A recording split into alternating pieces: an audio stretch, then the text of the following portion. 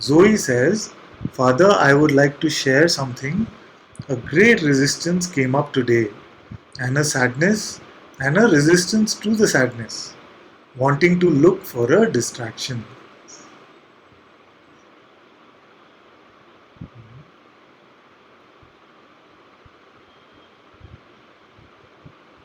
And you were untouched by all of this, isn't it? You know this now, isn't it?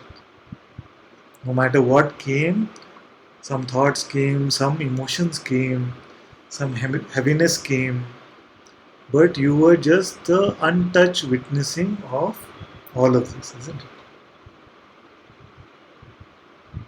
So don't say this should not happen and that should not come. Between this shoulds and should nots, that is the true distraction actually. Because we are setting conditions for our freedom. We are saying freedom means some states should not come and only some states are allowed to come. It is not true. Freedom means freedom for all states to come, but you are resting unconcerned by any state. That is true freedom.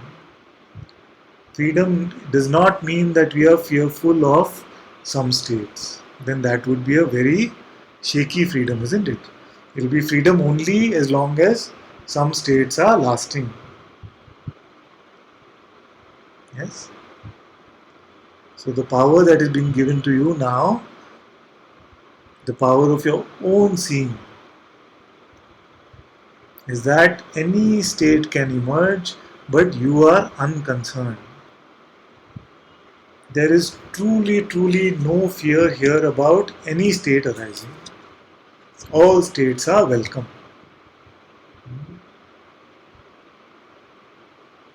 And you will see this to be true about yourself.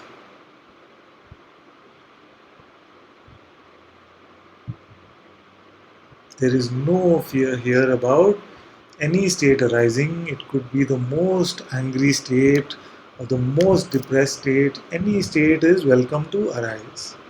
But I will only be the witnessing of it.